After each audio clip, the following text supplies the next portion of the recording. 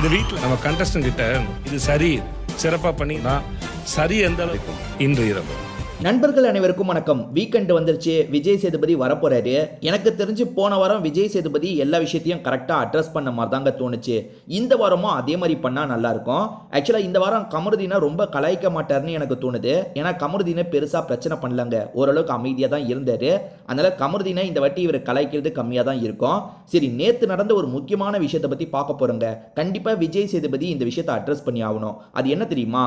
கலையரசன் படிக்கிறான். என்ன படிக்கிறான்? இந்த மாதிரி வந்து எல்லாருமே ஸ்டோரி சொல்லி முடிச்சாச்சு. அதில் யாருது போரிங்காக இருந்தது, யாருது நல்லா இல்லை, யாருது நல்லா இருந்தது அப்படின்றத தனித்தனியாக வந்து சொல்லணும் அப்படின்ற மாதிரி சொல்லியிருப்பார் பிக் பாஸ். இவன் படித்து முடிச்சிடறான்ல, ஒவ்வொருத்தராக வந்து சொல்ல ஆரம்பிக்கிறாங்க. மொக்கையா இருக்குன்னு யாரோட ஸ்டோரியை சொல்கிறாங்கன்னா எஃப்ஜேவோட ஸ்டோரியை சொல்கிறாங்க. அதே மாதிரி திவாகரோட ஸ்டோரி சொல்கிறாங்க. திவாகர் ஸ்டோரியை நான் முழுசாக கேட்டேன். மொக்க ஸ்டோரி தான். மொக்கன்னு சொன்னதில் எந்த ஒரு தப்புமே கிடையாது. எஃப்ஜே ஸ்டோரியை நான் முழுசாக கேட்கலங்க. முழுசாக கேட்டவங்களாம் புலம்பி தள்ளுறாங்க. அந்த அளவுக்கு அவன் வந்து எல்லா கதையும் சொல்கிறான். முன்னுக்கு பின் முரணா சொல்கிறான். அதாவது வந்து ஸ்கூல் படிக்கும் போது காசே இல்லைன்னு சொல்றான், இன்னொன்று இடத்துல காசு நிறைய இருந்ததுன்னு சொல்றான். இப்படி மாத்தி மாத்தி பொய் சொல்றான்ற மாதிரி சொன்னாங்க. பட் நான் அந்த 2 மணி நேரமும் கேட்கலங்க. எபிசோட்ல அவன் சொன்னதான் கேட்டேன். எபிசோட்ல ஷார்ட்டா முடிச்சிட்டாங்க. அப்படி ஷார்ட்டா முடிக்கிறதே தற்பெருமை தான் ஃபுல்லா இருக்கு. ஸோ தர்பூசணியும் சரி இவனும் சரி தற்பெருமை தான் பேசியிருக்காங்க. ஸோ இவங்க 2 பேரோட ஸ்டோரி நல்லா இல்லைன்னு மேக்சிமம் நிறைய பேர் வந்து இவங்க 2 பேர் ஸ்டோரி தான் நல்லா இல்லைன்னு சொல்றாங்க. அது எனக்கு என்னமோ ஏத்துக்கிற மாதிரி தாங்க இருந்தது. அடுத்ததான் நல்லா இருக்குன்றது வரும்போது எல்லாருமே என்ன சொல்றாங்கன்னா கலையரசன் ஸ்டோரி நல்லா இருக்கு அப்படின்ற மாதிரி சொன்னாங்க. கலையரசன் ஸ்டோரி நான் கேட்டேன், நல்லா தான் இருந்தது. அதாவது அவன் சொன்ன விதம் நல்லா இருந்தது. அப்படியே வந்து பொறுமையா அப்படியே வந்தான், எல்லாம் கரெக்டாக தான் சொன்ன மாதிரி இருந்தது. அதே மாதிரி கனியோட ஸ்டோரி நல்லா இருக்குன்னு நிறைய பேர் சொல்றாங்க.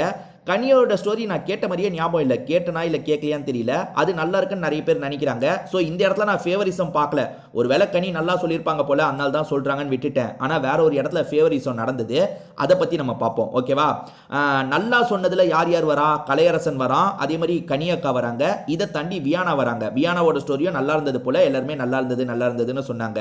ஸோ கடைசியில் அதாவது ஓட்டை வச்சு தான் இவங்க 2 பேரை செலக்ட் பண்ணோம். அதாவது யார் ஸ்டோரி நல்லா இருக்குன்னு நிறைய பேர் சொல்லியிருக்காங்க, அதுல இருந்து 2 பேரை பிக் பாஸ் செலக்ட் பண்ண சொன்னாரு. அப்படி பார்த்தா கலையரசன் வந்து ஜெயிச்சிட்டான். ஏன்னா கலையரசனுக்கு ரொம்ப பேர் நல்லா இருக்குன்னு சொன்னாங்க. அதனால கலையரசன் நேரடியாக செலக்ட் ஆயிட்டான். நீங்க எபிசோடு பார்த்திருந்தீங்கன்னா கலையரசன் கனி செலக்ட் ஆயிட்டாங்கன்னு ஷார்ட்டா முடிச்சிருப்பாங்க. ஆனா உண்மையில அது நடக்கல, வேற மாதிரி நடந்தது. கலையரசன் வந்து ஓட்டு அதிகமா இருக்கிறதுனால டைரக்டா செலக்ட் ஆயிட்டாங்க. ஆனா நம்ம கனி அக்காக்கும் வியானாக்கும் கிளாஷ் மாதிரி ஏற்பட்டுருச்சு. அதாவது இவங்க 5 ஓட்டு வச்சிருக்காங்கன்னா அவங்களும் 5 ஓட்டு வச்சிருக்காங்க. கிளாஷ் மாதிரி ஏற்பட்டுருச்சு. இங்கே தான் ஃபேவரிசம் பயங்கரமா பூந்து விளையாடுது. முதல்ல கதையை வச்சு சொல்லும் போது என்ன நடக்குது? வியானாவோட கதை நல்லா இருந்ததுன்னு 5 பேர் சொல்லியிருக்காங்க. கனி அக்காவோட கதை நல்லா இருந்ததுன்னு 5 பேர் சொல்லியிருக்காங்க. ஈக்குவலா தானே வந்தாங்க. இப்போ இவங்க 2 பேருக்குள்ள ஓட்டிங் போடுறாங்க. அதாவது வியானாவும் கனி அக்காவும் ஒரே அளவுக்கு எடுத்துட்டாங்க. இப்போ ஓட்டிங் போடலான்னு ஓட்டிங் போடுறாங்க. ஏகப்பட்ட பேர் மாத்தி மாத்தி ஓட்டு போட்டாங்க. அதாவது வியானா ஸ்டோரி நல்லா இருக்குன்னு சொன்னவங்க கனியா வியானாவான் வரும்போது நிறைய பேர் கனி பக்கம் சாஞ்சிட்டாங்க. இந்த வாட்டி ஓட்டிங்ல கனி ரொம்ப ஓட்டு வாங்கி ஜெயிச்சிட்டாங்க. அப்ப வியானா ஸ்டோரியா கனி ஸ்டோரியான்றது ஸ்டோரியை வச்சு முடிவு பண்ணல. ஸ்டோரியை வச்சு முடிவு பண்ணும்போது ஈக்குவலா வந்தவங்க. அதுக்கப்புறம் இவங்க 2 பேர்ல யாருன்னு வரும்போது கனி வந்து ஜெயிச்சிட்டாங்க. இங்க தாங்க ஃபேவரிசம் விளையாடுது. ஏன்னா கனி தான் ஜெயிப்பாங்க. நமக்கு தெரிஞ்ச கதை தானே. கனிக்கு தான் எல்லாருமே ஓட்டு போடுவாங்க. ஏன்னா கனி வந்து எல்லாருக்கிட்டையும் அன்பா பாசமா நடந்துக்கிறாங்க. அதுவும் இல்லாமல் சபரி இருக்காரு, எஃப்ஜே இருக்கான், ரம்யா ஜோ இருக்காங்க. அவங்களாம் யாருக்கு ஓட்டு போடுவாங்க? கண்டிப்பா கனிக்கு தான் ஓட்டு போடுவாங்க. கனிக்கு ஓட்டு போட்டுட்டாங்க. ஸோ இங்க அநீதியா என்ன நான் பார்க்குறேன்னு பார்த்தீங்கன்னா, கனி நாமினேஷனுக்கே வராம தப்பிச்சிட்டு இருக்காங்க. இத்தனை ஒரு 3 வாரம் 4 வாரம் நாமினேஷனுக்கே வராம தப்பிச்சிட்டு இருக்காங்க. கனிக்காக பிக் பாஸே சில விஷயங்களை மாத்துறாருங்க. ஏன்னா இவங்களை லீடருக்கு கொண்டு வரதுக்கு ஏற்ற மாதிரி சில டாஸ்கை தராரு. இதை தாண்டி வந்து போன வாட்டி கலையரசனுக்கு தான் அந்த பிரவீன்ராஜ் வந்து யாருக்காவது தந்துக்கலான்னு வரும்போது அவர் கலையரசன் பேரை தான் முதல்ல சொல்லியிருப்பாரு. அங்க பிக் பாஸ் நடுவில் பூந்து குழப்பி கடைசியில் வந்து பிரவீன்ராஜ் என்ன பண்ணியிருப்பாருன்னா கனிக்கு தந்திருப்பாரு. ஸோ எப்படி பாருங்க, பிக் பாஸ் அப்படி சுத்தி இப்படி சுத்தி கனிக்கு போற மாதிரியே பண்ணிட்டு இருக்காரு. விஜே பார்வதி வெளிப்படையாவே கேட்டுட்டாங்க, என்னக்கா வார வாரம் உங்களுக்கு கிடைச்சிருது, எப்படிக்கா உங்களுக்கு மட்டும் கிடைக்குதுன்னு அவங்க கிட்டயும் சொல்லிட்டாங்க. அதுக்கப்புறம் வந்து திவாகர் கிட்டயும் கலையரசன் கிட்டயும் இதை பத்தி பேசிக்கிட்டே வெளியே வந்துட்டு இருக்காங்க. இவங்க பாடுற வரவே மாட்டாங்கடா, எனக்கு இது வைத்தறிச்சல்லாம் இல்லை, ஆனா தப்பு தானே இது, இப்படிதான் நடக்குது தொடர்ச்சியா. நாமினேஷனுக்கு போனாலுமே இவங்க தப்பிச்சிருவாங்கன்னு தான் எனக்கு தோணுது. ஆனா இவங்க நாமினேஷனுக்கு வராம 5 வாரம் இது பண்ணிட்டு இருக்காங்க. இதுக்கு காரணம் குரூப்பிசம் தான். இவங்களே குரூப்புக்குள்ள கனியக்காவை வெளியே விட்டுறக்கூடாது, எப்படியாவது காப்பாற்றணும்னு காப்பாத்திக்கிட்டே இருக்காங்கன்ற மாதிரி புலம்பி தள்ளுறாங்க. அவங்க புலம்பல்ல நியாயம் இருக்கான்னு கேட்டீங்கன்னா 100% நியாயம் இருக்குங்க. வந்துருச்சுங்க. அது எப்படிங்க அவங்களுக்கே எல்லாரும் மாத்தி மாத்தி தந்துட்டு இருக்கீங்க. ஒண்ணு அவங்களுக்கு தருவாங்க, இல்ல ரம்யா ஜோக்கு தருவாங்க. ரம்யா ஜோக்கு இந்த வாட்டி கிடைக்கல. அதுக்கு ரம்யா ஜோ அழுது கொஞ்சம் சீன் எல்லாம் போட்டாங்க. அதாவது பயங்கர ஆக்டிங்க ரம்யா ஜோ.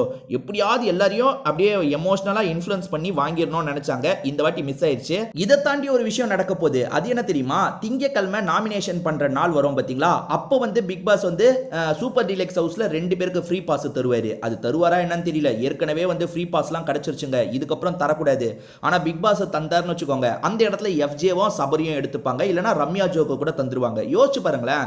இவனுங்க சூப்பர் டீலக்ஸ் ஹவுஸ்க்கு குரூப்பா வந்து குரூப்பிசம் பண்ணிட்டு இருக்காங்க. முதல்ல பிக் பாஸ் ஹவுஸ்ல குரூப்பா இருந்து குரூப்பிசம் பண்ணாங்க. இப்போ சூப்பர் டீலக்ஸ் ஹவுஸ்ல வந்து குரூப்பா இருந்து குரூப்பிசம் பண்ணிட்டு இருக்காங்க. அநியாயத்துக்கு குரூப்பிசம் பண்றாங்கங்க. இந்த குரூப்பிசத்துல வந்து துஷார் அரோராவெல்லாம் கழட்டி விட்டுட்டாங்க. ஸ்டார்டிங்கே கழட்டி விட்டுட்டாங்க. அதாவது தொட்டுக்கோ அப்படின்ற மாதிரி தான். பிரவீன் ராஜெல்லாம் வந்து லைட்டா வருவாரு போவாரு. ஆனா இவனுங்க 4 பேர் கண்டிப்பா குரூப்பிசம் பண்றாங்க.